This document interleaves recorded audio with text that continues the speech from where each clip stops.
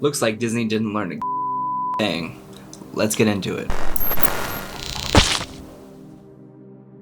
Greetings and welcome back to Nerddom. Today we are going to be discussing what Bob Iger talked about at a recent interview at some big show shindig thing.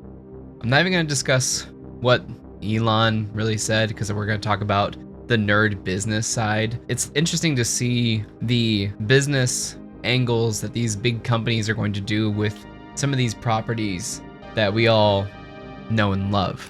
But before we do, if you like what we do here, feel free to hit that subscribe button. Also, hit that like button. Really does help us out here at the channel, and hopefully we can continue making some really cool stuff for you in the future.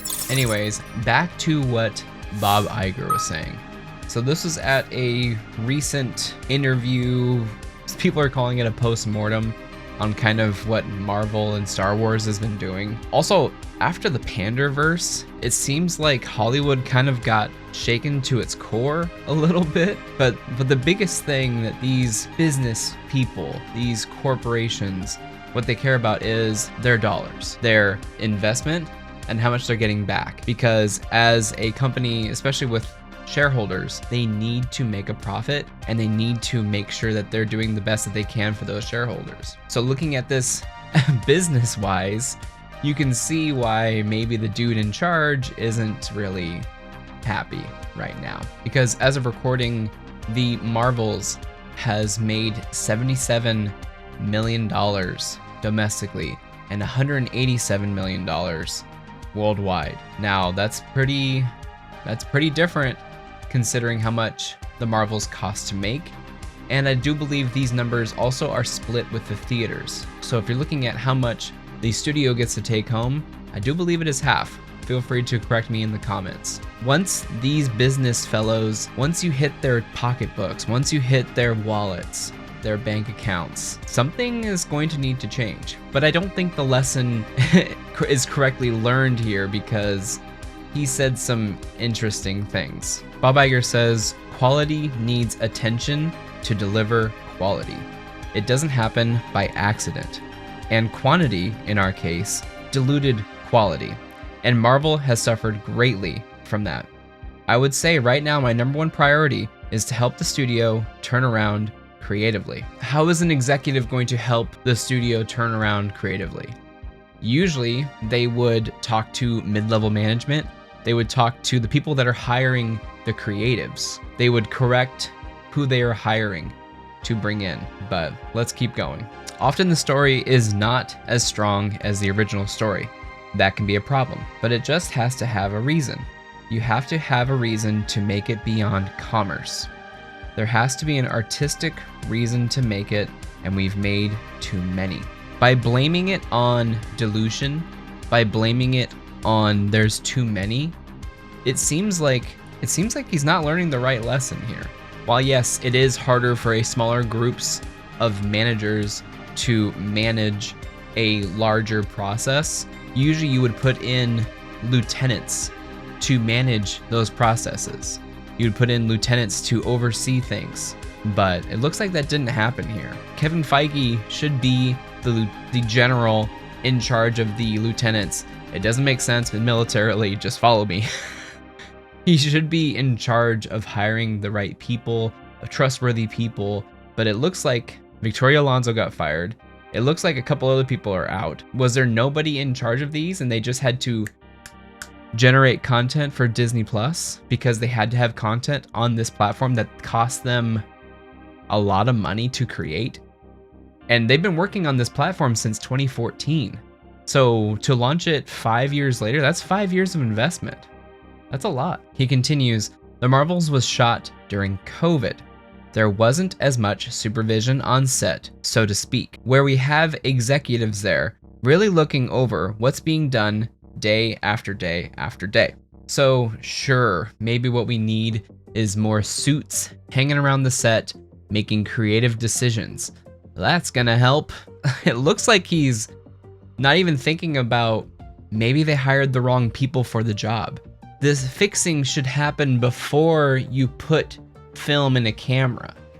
That's why Disney has had a problem with people shooting movies and then them having to be fired mid-movie, just like the Solo movie and others. They hired the wrong people for the job, and then when the artists start doing some stuff, the executives then take over and then fire them. Versus maybe you should have some conversations beforehand, before even anything gets made. On one hand, Taika Waititi is interesting because he's honest. Yes, it was an opportunity to put food on the table. It was an opportunity for him to get famous and money and all this stuff to make Thor Ragnarok. At the same time, I kind of don't want someone to say that. You know, I don't know. You should have someone who's done their research, who knows the character, who, you know, watches other things in the Marvel Universe. I'm not sure if he did that. Maybe. Bob Iger continues, I think we've conditioned the audience to expect that these films will be on streaming platforms relatively quickly, and that the experience of accessing them and watching them in the home is better than it ever was. 1, easier to access in terms of the technology, and 2, just the visuals. Better sets in your living room than before, and a bargain when you think about it. As a person who does love going to the movie theaters, I can say I'm being more choosy with my dollars than ever before. I used to be able to go to movie theaters willy-nilly whenever I wanted to for any movie I wanted to. Now, the ticket prices is $40 for an upgraded screen experience for 2 people. Now, there are some movies that you kind of do just need to see in a theater. Oppenheimer, from my opinion, should have been seen in a movie theater just to experience it. Same thing as Blade Runner 2049. I think, and Dune for that, in that regard, it should be seen in a theater. So you get the full experience, you get the dark room, your full concentration on the screen, no phones or anything like that, and you get to enjoy the art form. Versus, it seems like these Marvel movies have stopped being events, stopped being must-see TV, stopped being must-see movies in a theater. They have changed the Marvel films to be Marvel content. So much so that the movies that are in very expensive theaters seems like they should be on Disney Plus. You know, in a couple months, you can save the money. You're already paying for Disney Plus. So why am I going to pay more when I know in a couple months we can just wait and it's going to be on there? It's not a must-see in a theater experience. How are they going to do that again? If I knew that, I wouldn't be sitting in this chair. I have no idea how they're going to do it. They need to recapture, they need to rekindle the excitement. There needs to be something to get that excitement again. Guardians of the Galaxy was able to make its money back because it had characters that people have grown up with and cared about. In general. They just cared about them. I cared more about Miss Marvel in the Marvels than I do Carol Danvers. That's not because of anything that any of these people have done, other than I've spent more time with Miss Marvel.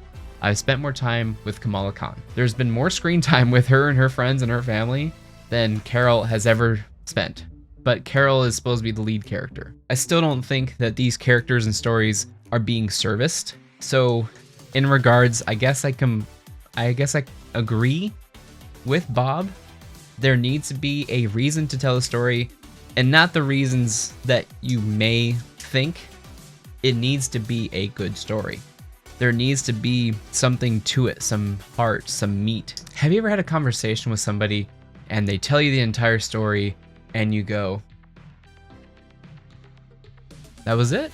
There was no ups, there was no downs, there was no, not moral, there wasn't any lesson, there wasn't anything. It was just kind of a straight line throughout the whole thing and then it ended. That's kind of what the Marvels was for me. There was no peaks and valleys in emotional response, and it doesn't need to be Scorsese. A bunch of people say that comic book movies are like, oh, you expect it to be like dramatic like Scorsese? No, but maybe you should. Maybe you should put so much thought into these characters, into these people. You shouldn't just pass it off and say it's a kid's thing. I can tell you that there's a bunch of kids media that is just as good for adults and are also deep characters, deep stories, and have lessons. That's it. Make it seem like you give a damn. That's all. Bob continues, I was disappointed in what I was seeing in the transition period and while I was out. I worked hard to build the company into what it was over that long period of time. I was proud of those accomplishments. It hurts when something that you've put your heart and soul into and care about so much is going through a difficult time. So it also sounds like he's blaming it on the person who took over for him once he stepped down, which was Bob Chapek. It seems like Bob Chapek is kind of like a scapegoat. It seems like he's just, oh, it was this guy. I'm back, but I'm leaving. I'll be leaving soon, but I'm here to save the day. I personally don't think he has built much. I have heard that there was probably more done with Will Eisner as CEO of Disney in the 90s than Bob Iger ever did. Bob Iger, sure, purchased Marvel. He purchased Lucasfilm, but there was not much, if anything, really made there. I would say the success of Marvel was really not predestined before they even bought it, but it wasn't this dude who did that. I guess he just bought Marvel, but I would say it was Kevin and, was it Ike Perlmutter was also involved with Marvel Studios. So that was basically it. He says that we need to concentrate more on story with more important or worthwhile stories, which I appreciate that. It looks like the lesson is we need more suits on set. Maybe the creatives that they hire do need to be reined in a little bit, but at the same time, maybe you should hire different creatives. Anyways, that's all I got for this one. Just little thoughts on the Mr. Iger and what he said recently. Let me know what you think on the Marvel situation, on the Star Wars situation, on the Disney situation, because the parks are basically the only thing that's profitable for them right now. Hey, thanks for watching. If you liked the video, feel free to give it a thumbs up. Also, feel free to hit that subscribe button, and we'll be sure to upload some more stuff. I don't know how to end these videos. Not a professional. Okay.